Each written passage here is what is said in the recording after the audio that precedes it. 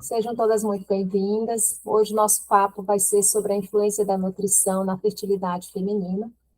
E isso é muito importante, se preparar antes de gestar, e a gente vai vendo e conversar sobre isso. É interessante para a mulher, não só a que deseja engravidar, mas também até para nós mulheres. O que eu vou falar aqui também vai ser muito usado para a nossa vida, né? Para a nossa saúde. Um pouquinho sobre mim, né? Eu me formei em nutrição, atuo na área de clínica, nutrição funcional. Também atendo gestantes, lactantes, introdução alimentar e também as tentantes, né? Atendo também na área de oncologia, na área de doenças crônicas, principalmente nas doenças metabólicas, diabetes, né, dislipidemia e outras patologias. Bem, uma pergunta que a gente sempre se faz, né? Por que se preparar para engravidar? Ou muitas vezes, por que que eu tenho que procurar uma nutricionista? Por que que é importante procurar uma nutricionista? Né? O médico já é mais comum, né? Eu quero engravidar, vou ao médico e vai pedir os exames, né? Mas a nutrição, a gente vai ver ao longo dessa nossa conversa que ela tem um papel fundamental na preparação da mulher para engravidar. Então, quando a gente responde essa pergunta, a gente utiliza os seguintes argumentos, né? Quando a gente se prepara para engravidar, a gente aumenta as chances de engravidar, aumenta as chances de ter uma gestação saudável, sem intercorrência, ou seja, sem as doenças metabólicas, sem o ganho de peso excessivo, né?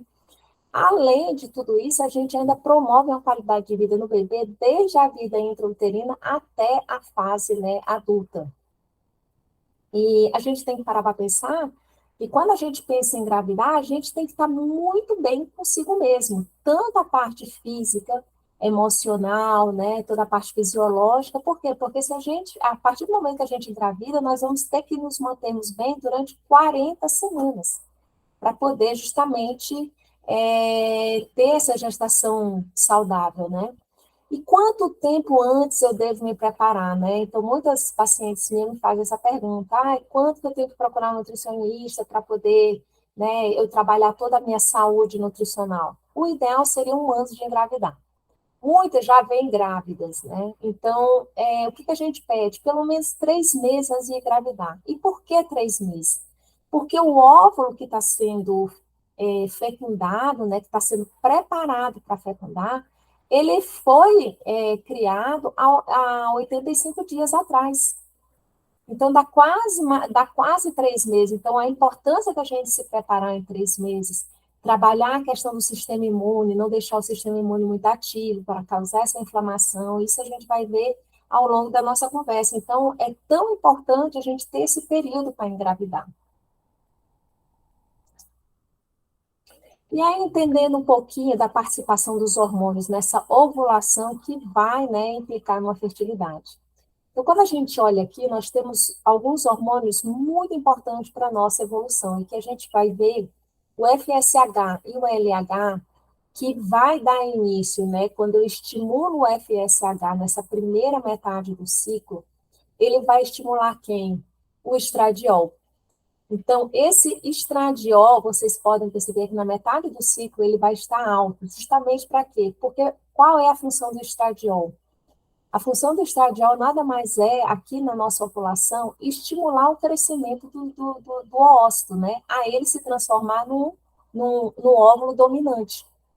E se vocês olharem aqui bem nesse gráfico, a gente vai ter uma progesterona na primeira metade do ciclo baixa. Por quê? Porque o papel da progesterona, ela se intensifica na segunda metade do ciclo. Quem age na segunda metade do ciclo? O LH.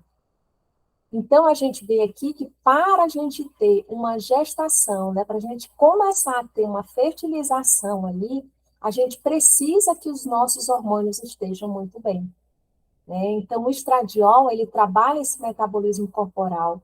Ele também vai ser importante a gente conversar até para depósito de gordura e desenvolvimento das mamas, quando a gente for conversar um pouquinho mais à frente.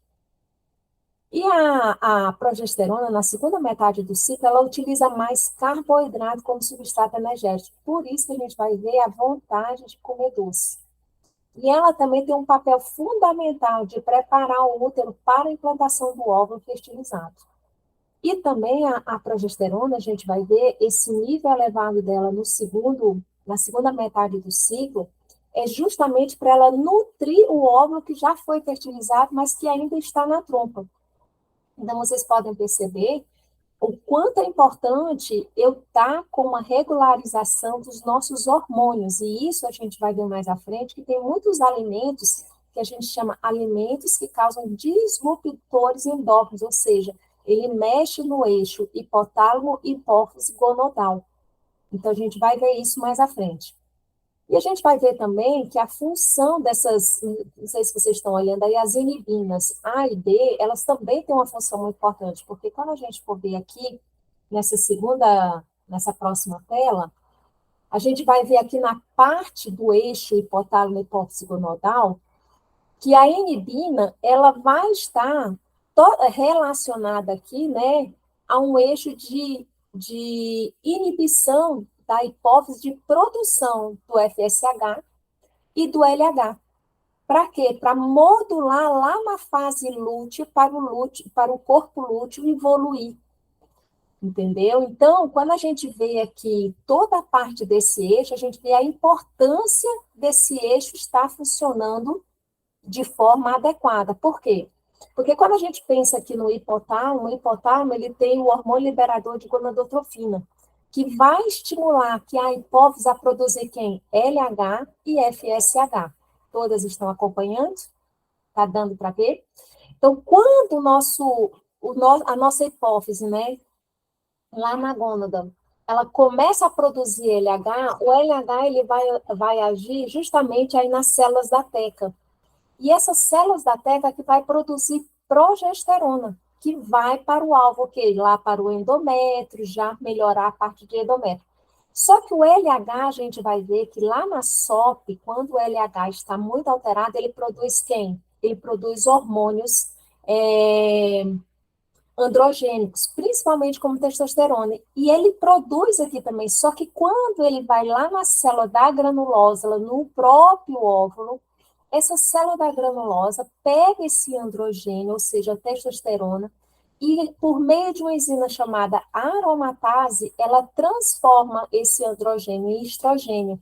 E isso, por isso que estrogênio e progesterona são tão importantes aí na fase do ciclo. E vão ser mais importantes quando ocorre a fecundação, tá? Quando a gente tem alguma disfunção nesse eixo, esse pode vir a causar certas intercorrências que vão dar, que vai resultar o quê? Infertilidade, como a menorreia.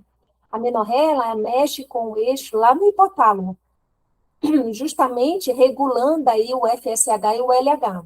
E essa menorreia vai dar também, a menorreia, a gente tem a ausência total de menstruação, ou nós temos a oligomenorreia, desculpa, que é a irregularidade da menstruação, que a gente vai ver isso lá na SOP. E os distúrbios da ovulação também, né, que interfere todo nesse padrão da secreção do hipotálamo no hormônio liberador de gonadotrofina. E alguns casos lá na hipófise de tumores ou do excesso de prolactina, que também é uma das causas de infertilidade feminina. E nós temos também outra disfunção, que é a dismenorreia, né? E quando a gente vê a dismenorreia, a gente já lembra o que da dismenorreia secundária, que é a endometriose, né? Que muitas, né, você já conhece, né? Que é uma sensação de dor, né? Uma menstruação bem dolorosa, né? Aonde a gente vai ver exatamente as causas da endometriose, tá? Então, quando a gente pensa em todos esses disruptores, essa desregulação do eixo hipotálamo hipófise gonadal, a gente pensa o quê? Como que está a infertilidade feminina nos dias atuais, né? Então, segundo os dados da OMS, de 60 a 80 milhões de mulheres têm dificuldade para engravidar, ou seja, tem alguma disfunção endócrina que causa essa infertilidade. E a infertilidade, ela é conceituada como uma ocorrência, né, a não ocorrência de gravidez após 1 ano de relação sexual sem métodos contraceptivos. E as causas, segundo o guideline brasileiro, né, que ele aborda a infertilidade, ele estabeleceu que as causas são 35% dessas causas de infertilidade são relacionadas ao homem, que é muito importante também a gente não tratar só a mulher nesse período, mas sim o homem também tem que ser tratado. Muitas vezes a gente faz exames e mais exames nas mulheres e a gente não pede um espermograma do homem e quando vê, ele tem um baixo número de espermatozoides que não consegue fecundar a mulher. E às vezes a gente fica investigando a mulher, né? Uma outra causa também que é com um percentual um pouco alto é a tuboperitoneal, que a gente vai ver problemas em tubas, né, uterinas, obstrução, toda essa situação ovulatória, né, idiopática, ou seja, sem causa aparente, que a gente também trabalha um pouco essa parte do estresse emocional, né, e algumas causas menos frequentes, quando é câncer e outras patologias mais sérias, né.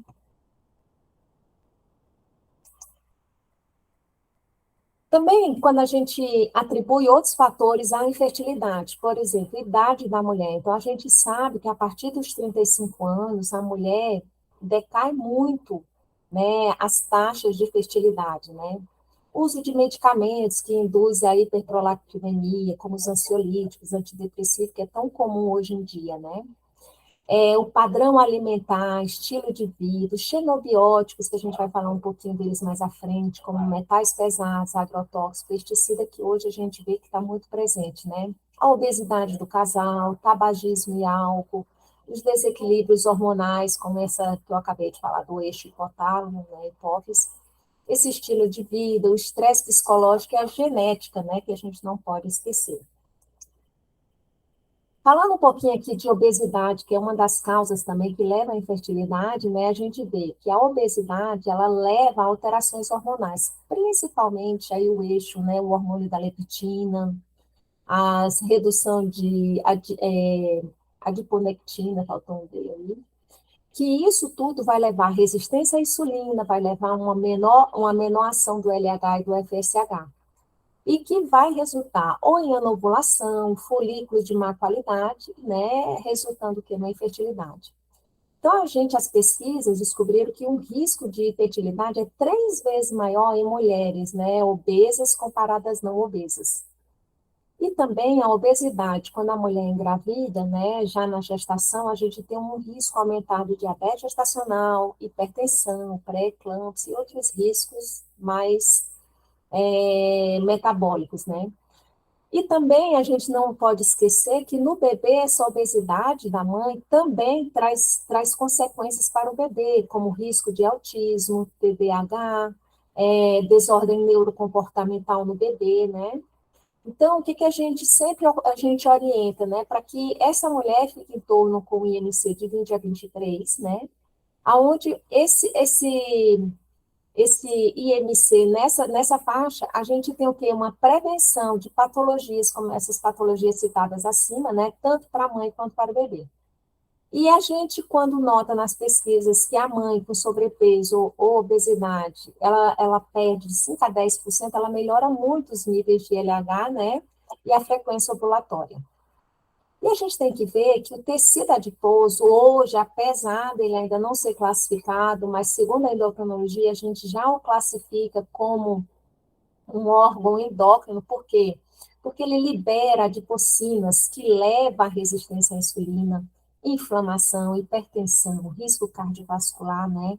E ele leva também, né, toda a parte metabólica do tecido adiposo, ela leva a um atraso na concepção, aumento das taxas de aborto espontâneo e redução de sucesso na FIV, fertilização in vitro. Outra causa que é muito comum, que muitas mulheres, né, têm os sintomas, é da SOP, né, a síndrome dos ovários policísticos, aonde essa síndrome, ela é caracterizada pelo excesso de hormônios androgênicos, principalmente testosterona, disfunção ovulatória, existência de cisto nos ovários, né? E, e essa disfunção, ela leva tanto à resistência à insulina e também à obesidade. E ela reduz significativamente a chance de sucesso na fecundação. Então, o que, que ocorre na síndrome? Então, ocorre o aumento de LH e de insulina, e isso vai causar uma hiperinsulinemia, que vai dar origem a vai contribuir com a obesidade, né, a adipogênese. E o LH, ele também, lembra que a gente viu que o LH, ele trabalha a produção de androgênios, né? Então, os androgênios, como a testosterona, ela causa o quê? Insutismo. O insutismo é quando a gente vê aquelas mulheres reclamando de pelo, né? Acne. Ela também leva à anovulação e os ovários policísticos, né? Então, nós temos na SOP o quê? Um baixo nível de estradiol e de progesterona, que, baixando o estradiol, a gente tem o quê? Uma dificuldade para o crescimento do folículo na primeira metade do ciclo. Até aí, tudo bem? Alguma pergunta?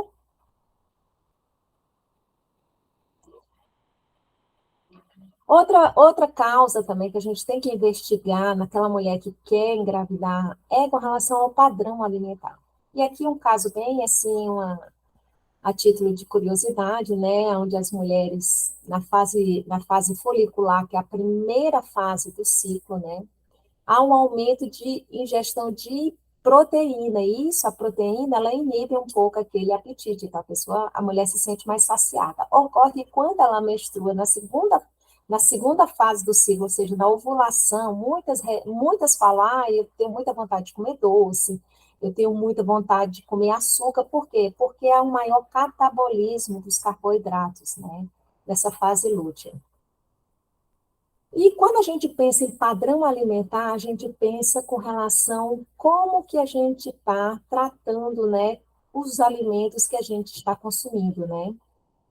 Não só isso, né? Alimentos, a dieta ocidental, ela é muito baseada em alimentos ultraprocessados. Esses alimentos ultraprocessados, eles são ricos em corantes, conservantes, acidulantes, emulsificantes, né, que a gente considera também como xenobiótico, né? Hoje a gente também, o próprio xenobiótico, né, os poluentes ambientais, a forma como a gente prepara nosso alimento, como os hidrocarbonetos policísticos que estão presentes no churrasco.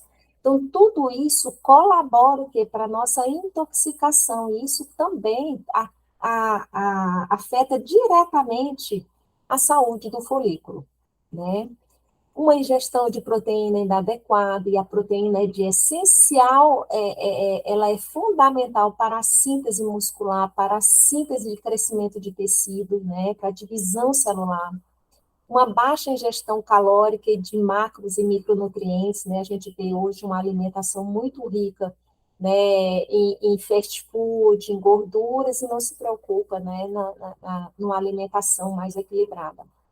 E essa deficiência de vitaminas e minerais prejudica diretamente a fertilidade, porque os micronutrientes, especialmente a gente vai ver coenzima Q10, o folato, a B12, eles interferem diretamente ali na síntese do folículo, no crescimento do folículo, né? Processos de inflamação crônica de baixo grau também contribuem. Sabe aquela. O glúten é um dos alimentos que causa essa inflamação de baixo grau e que às vezes a gente não percebe, e aí acaba tendo uma sensibilidade alimentar tardia, né? Acaba tendo sintomas devido ao glúten, devido à lactose, ou mesmo a proteína do leite, a gente tem isso aí que contribui para essa inflamação de baixo grau, né, levando, né,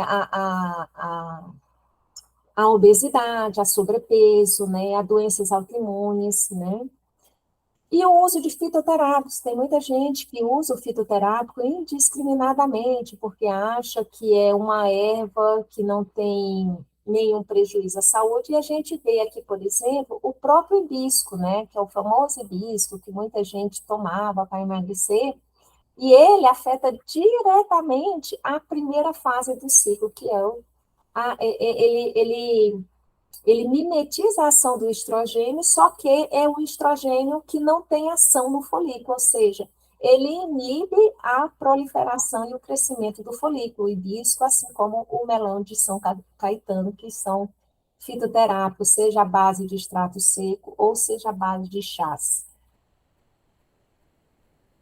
E aí, quando a gente vê a causa, né, aqui da SOP, né, a gente vê causa genética, o padrão alimentar que influencia, né, como eu falei, a alta ingesta de carboidratos, que leva à resistência à insulina, a presença de xenobiótico, bisfenol A, gente, ele está muito presente em plástico.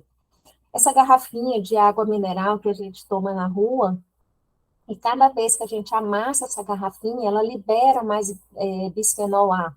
E o bisfenol A, ele demora uma média de 3 a 5 anos para ser eliminado do nosso organismo, né? Os AIDS, né, que são os agentes inflamatórios também, glicoproteínas, então eles também pioram a qualidade do folículo e aumenta a produção de andrógenos, né?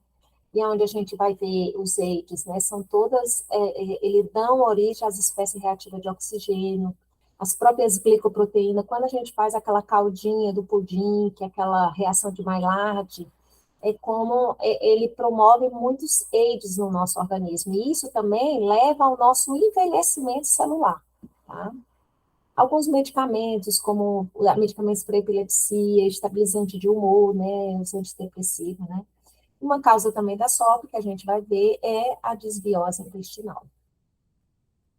A endometriose também é outra causa, né, de infertilidade, né? Então, o que é a endometriose? A endometriose nada mais é do que o aparecimento de células endométricas, né, fora do endométrio, ou seja, a gente vê, eu tive endometriose, eu tenho muita dor, né, com sintomas de dor intensa, durante as relações sexuais, sangramento anormal, né, infertilidade. E aí a gente vê que, né, essa endometriose ela pode estar em qualquer parte, né, do sistema reprodutório, né, tanto nas trompas como nos ovários e também no intestino, né. Os fatores, né, são genéticos, aumento do estresse oxidativo, e isso a gente trabalha a alimentação, para ser uma alimentação mais limpa, uma alimentação que não tenha tanto xenobiótico, tanta substância estranha, né? A inflamação, né, que a gente vai ver mais à frente, até com relação ao ômega 3, né, que hoje a gente ingere, né, a carne é muito rica em ômega 6, que é inflamatório, produção excessiva de estrogênio, alterações imunológicas, né, e o aumento do VEGF, né, que é o fator de crescimento endotelial vascular. Então, todos esses fatores contribuem para a piora da endometriose. E quando a gente fala, né, a endometriose teria um tratamento, né, como que a nutrição poderia ajudar a endometriose, seria só através da medicação. Então, o objetivo do tratamento da nutrição, né, é contribuir para controlar e evitar os avanços das lesões endometrióticas, né. E como que a gente pode fazer isso? A gente pode fazer modulando o intestino, modulando a alimentação e reduzindo os xenobióticos. E a gente vai ver até mesmo através das pesquisas. Então, quando eu falo em modular o intestino, o que é isso? É regular a microbiota, ou seja, na nossa microbiota nós temos bactérias patológicas, bactérias simbióticas, ou seja, probióticas, e nós temos fungo. E essa comunidade ela tem que viver equilibrada. Quando eu tenho mais bactérias patológicas e mais fungos, eu tenho uma desbiose intestinal, uma desregulação da microbiota que vai levar a uma permeabilidade intestinal, onde as células do enterócito, que são as células do intestino, ela é para ser juntinha uma na outra. E aí ocorre que essa junção, essa colinha entre uma e outra, começa a se separar. E o que era para entrar dentro da célula, começa a entrar entre a célula, o que causa permeabilidade intestinal. E isso vai levar a doenças inflamatórias e doenças autoimunes. Quando a gente pensa em intestino, a gente também pensa na modulação imunológica desse intestino, porque lá nas placas de Peyer, que fica abaixo, né, do nosso lume intestinal, nós temos macrófagos e células do nosso sistema imune que estão ali para atacar qualquer substância estranha, né? E isso a gente tem que estar com o sistema imune alto, e a gente vai ver isso também com relação à vitamina D. E também a modulação da produção de butirato, que são os ácidos graxos de cadeia curta. Onde que a gente encontra o butirato? A gente encontra em certos alimentos, como o abacate, que é anti-inflamatório, como o óleo de coco também, que a gente vai ver, e outros alimentos antioxidantes. Então, essa produção de butirato no nosso, principalmente no nosso colo, no intestino grosso, ele promove uma menor inflamação desse intestino, que também carrega esse butirato para o intestino delgado, melhorando quem? Toda a microbiota do intestino, tanto do intestino grosso como do intestino delgado. Alimentação. Então, o que a gente vai trabalhar nessa endometriose, não só também só para endometriose, mas também para a nossa saúde?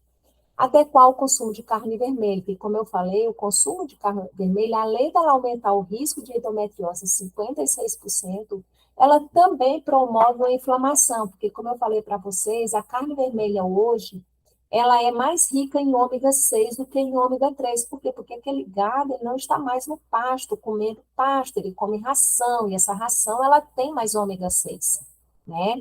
Então, a gente acaba tendo inflamações de baixo grau, inflamação crônica de baixo grau, que vai levar a essas doenças, né, que a gente falou. Então, o ideal é adotar uma dieta à base de plant-based, ou seja, uma dieta rica em frutas, verduras, né, azeite, como a dieta mediterrânea, peixes, né, de boa qualidade, né, ou mesmo a dieta vegetariana também. Uma outra coisa que melhora muito a dor e os sintomas da endometriose é o glúten. Então, o glúten que está presente aí numa série de alimentos, principalmente os alimentos feitos com farinhas brancas, então o glúten ele também causa muita dor e sintomas de endometriose, mas a gente vai ver que não é só isso, as hipersensibilidades tardias também é causada pelo glúten. E o aumento da ingestão de frutas e vegetais numa pesquisa constatou-se que 3 porções de frutas e vegetais durante o dia reduzem 9% o risco de endometriose. E o aumento para 5 porções reduz em 18%. E os xenobióticos, né? Quando a gente fala em xenobióticos, a gente pensa em dioxinas que a indústria produz e que está no ar, então a gente respira essas dioxinas. Os metabólitos do eftalato, onde que estão os eftalatos? Ele está presente nos perfumes, cosméticos. Então, eftalatos são o quê? São substâncias que a gente considera que o nosso organismo não reconhece, ou reconhece como um estranho. E o nosso sistema imune vai atacar essa substância. Por isso que causa todo um processo inflamatório que leva às hipersensibilidades alimentares ou às doenças autoimunes. Os pesticidas, organocloratos, então, são muito utilizados hoje na agricultura convencional, nessas grandes agriculturas, é usado, né, para matar, né, as pragas. E é interessante porque esses pesticidas, eles passam através da placenta, então, assim, vai levando de geração a geração, né? Por isso que é tão importante a gente dar preferência para os alimentos orgânicos. E o tratamento nutricional tem alguns suplementos que melhoram muito, então, como o resveratrol, que reduz a aromatase, que isso vai reduzir o estrogênio, que é importante, né, na endometriose, que esteja mais reduzido. A melatonina, que melhora a dor e reduz as lesões da endometriose. O ômega 3, que melhora e baixa a inflamação, né? A vitamina C e a vitamina E, que são extremamente antioxidantes, vai ajudar as nossas enzimas a detoxificar todos esses xenobióticos, essas substâncias estranhas. A vitamina A, que ajuda a conter o crescimento do endométrio, né? Alguns fitoterápicos muito interessantes, por exemplo, a cúrcuma longa, que é aquela raizinha, né, amarelinha. A camélia sinensis, que está presente no chá verde, no chá preto, no chá branco. A unha de gato, que é um fitoterápico. No intestino, a questão do uso de probiótico, de fibras e de glutamina também. A glutamina, apesar dela estar muito presente no nosso organismo, mas a glutamina ela também favorece a cicatrização e aumenta também a massa muscular. E o intestino, reduzir os açúcares brancos, né, refinados, aumentar as frutas e vegetais, de preferência os orgânicos. uma ingesta adequada de proteínas, lipídios, carboidratos de boa qualidade, né? Isso já ajuda bastante. E quando a gente pensa na fertilidade, eu vou falar aqui sobre alguns suplementos que a gente tem pesquisa e que tem um resultado muito bom na fertilidade. Né? A gente vai falar um pouquinho do ácido alfa-lipoico, do resveratrol, da coenzima Q10, do folato e de alguns fitoterápicos que têm tido bons resultados na fertilidade. Quando a gente vê aqui o ácido alfa-lipoico, a gente viu aqui que nesse estudo ele conseguiu reduzir a inflamação do endométrio, mas ele também conseguiu estimular o metabolismo da glicose, que, ou seja, reduzindo essa resistência à insulina. Ele conseguiu melhorar o estresse oxidativo, né? Ele conseguiu trazer uma função mais anti-inflamatória. Ele conseguiu melhorar a função da glutationa, que é a nossa enzima MOL, a nossa enzima detoxificante, né, que consegue limpar esse nosso organismo, deixar esse organismo preparado para a fertilidade e promover, né, aquela ação de metais. Então, quando a gente vê aqui, ele teve um desfecho muito bom, não só na inflamação do endométrio, né, aí como vocês podem ver, né, que foi um estudo feito com 1,6 gramas de ácido alfa-lipoico misturado com 2 gramas de minoxidil, né, por 3 meses, houve essa melhora, mas houve uma melhora também do estado nutricional dessas mulheres.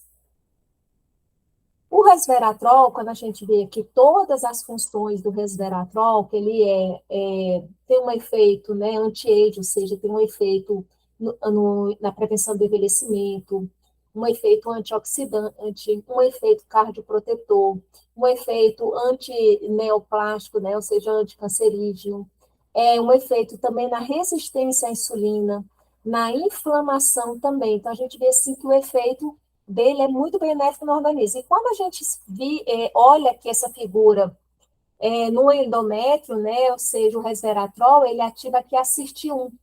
A CIRT1 é uma enzima altamente detoxificante lá no ovário. E ela, o que ela faz? Ela reduz o estresse oxidativo, né? Com isso, ela aumenta a atividade da telomerase, que são os telômeros das células lá do óvulo, né? Ele melhora a função mitocondrial, ou seja, isso vai repercutir lá o quê? Na função ovariana, né? Então a gente vai ter uma melhor ovulação, vai ter um melhor folículo, um folículo de boa qualidade. O resveratrol, quando a gente olha aqui, né, junto com a inibição do ácido retinóico aqui, o que ele trabalha? No endométrio, essas células da né, ele reduz a morte das células da vesícula, que são as células que a gente, quando ocorre a anidação do blastocisto, né, essas células são que alimentam o embrião, né, e também melhora o quê? Ele reduz, né, a receptividade do endométrio. Então, a gente vê aqui que o resveratrol ele é tão bom para o ovário como para o endométrio, tá? E a gente tem que tomar cuidado também que o resveratrol, ele tem uma atividade estrogênica e antiestrogênica, ou seja, no estudo in vitro, viu o seguinte, que ele tanto mimetiza o efeito do estrogênio, ou seja, ele trabalha essa proliferação do folículo, né, para o crescimento folicular, mas ele também, ele pode prejudicar mais na parte antiestrogênica, ou seja, ele pode inibir esse eixo hipotálamo, ou seja, ele pode aumentar tanto o estrogênio que chega a ponto de dar um feedback negativo lá no hipotálamo e parar de produzir, tá? Então, por isso, quando a gente usa um fitoterápico ou o próprio, né, resveratrol, que mimetiza essa ação do estrogênio, a gente tem que tomar cuidado, porque ele tem um período para entrar e tem um período para sair da, da, da, da paciente, da mulher tomar, né? E quando a gente vê a coenzima Q10, ela tem um efeito muito interessante principalmente, né, na pré-concepção. Então, se a gente vê, a gente pode observar que nesse primeiro estudo houve uma proteção da reserva ovariana, né, contra os danos oxidativos. Então, a suplementação de coenzima Q10, o que ele fez? Ela protegeu a nossa reserva ovariana, neutralizando tanto o envelhecimento ovariano, mitocondrial, quanto o envelhecimento fisiológico programado. Então, ela tem um efeito protetor. Esse outro estudo aqui da coenzima Q10 combinada com citrato de clomifeno, usado, né, principalmente, né, em pacientes com SOP, né, ele demonstrou, ele concluiu que o uso da coenzima Q10 com clorifeno, além de melhorar, né, a SOP, ela também resultou o que nas melhores taxas de ovulação, porque você sabe que quando a gente tem SOP, a gente tem sempre os ovários policísticos, onde o ovário, onde o folículo ele não consegue se desenvolver até se tornar um óvulo dominante. Então, conseguiu com a coenzima Q10 melhorar essa ovulação e chegar ao quê? A gravidez, conseguir a gravidez. Também esse outro estudo aqui, no pré-tratamento com a coenzima Q10, melhorou a resposta ovariana e a qualidade do embrião em mulheres que eram de baixo prognóstico com diminuição de reserva ovariana. Então, isso aqui foi um estudo feito com mulheres que tinham baixa reserva ovariana e que estavam sendo submetidas à FIV. Então, constatou-se que tomar a coenzima Q10 antes de fazer a FIV teve um prognóstico bem melhor. Então, o que a gente tem, assim, no resumo dos estudos? Que a coenzima Q10, ela aumenta o estradiol, melhorando, então, a foliculogênese, né? Reduz a FSH, melhora a espessura do endométrio para receber esse óvulo, né, esse embrião, esse óvulo fecundado, aumenta as taxas de sucesso em FIV, aumenta o número de folículos, né, e aumenta a taxa de ovulação. Então, é um suplemento que a gente precisa usar naquelas mulheres que desejam engravidar. E o folato também, ele participa diretamente da síntese, né, de purins, ou seja, ele ativa diretamente a síntese de DNA, de novas proliferações celulares. E ele também, ele previne, aí a gente tem a anemia megaloblástica, quando a gente tem baixo nível de ácido fólico, a gente tem desencadear uma anemia. Proliferação e maturação celular, né? Então, quando a gente pensa nisso, a gente pensa naquela mulher que está precisando, que tem a intenção de engravidar.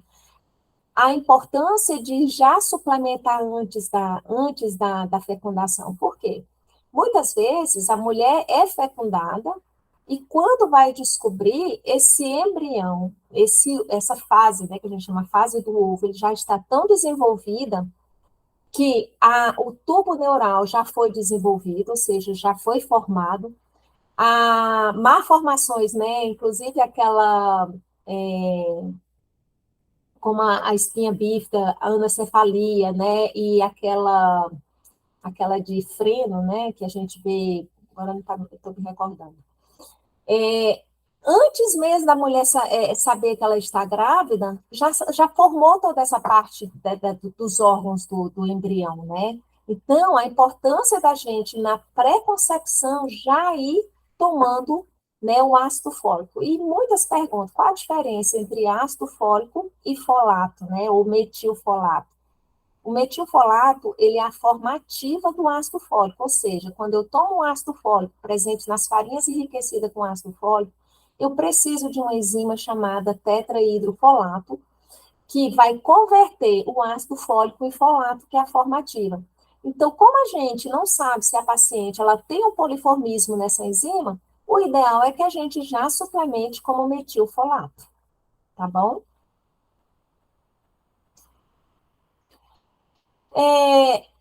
Outros suplementos também que são importantes na preconcepção, também junto com o folato, sempre que a gente vai suplementar folato na paciente, a gente já pensa em suplementar B12, B6 e a B2. Por quê? Porque estão todas envolvidas nessa proliferação e diferenciação celular.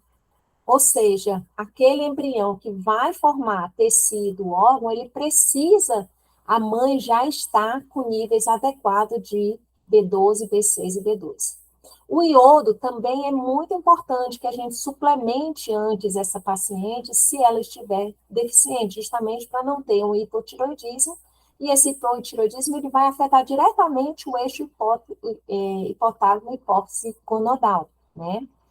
A colina também é muito importante, porque a colina ela trabalha quando a mulher já engravida, ela trabalha a inidação desse blastocisto. Ela é extremamente antioxidante e quando for na segunda metade do ciclo da gestação, ela vai trabalhar a parte neurológica desse embrião, né? O magnésio, que o magnésio ele participa de mais ou menos 300 reações do nosso organismo, então ele é muito importante, a gente não pode deixar de suplementar na pré-concepção, e geralmente o magnésio ele está presente em folhas verdes, folhas escuras, e para a gente atingir uma quantidade necessária, que seria por volta de 350 miligramas, a gente precisaria de aproximadamente é, pelo menos se for comer folhas verdes, a gente precisaria de uma quantidade muito grande, 1 quilo, 2 quilos, que é inadmissível a gente comer toda essa situação. Por isso que é tão importante essa suplementação. Os probióticos, que é justamente para a gente regular esse intestino, né? O ômega 3 que a gente suplementa desde da pré-concepção, justamente para baixar essa inflamação e já modular esse sistema imune junto com a vitamina D, então, que são muito importantes para a gente baixar essa inflamação de baixo grau na mulher que quer engravidar, né? E outros, né, suplementos, né, que a gente vai ver como alguns fitoterápicos que eu falei para vocês.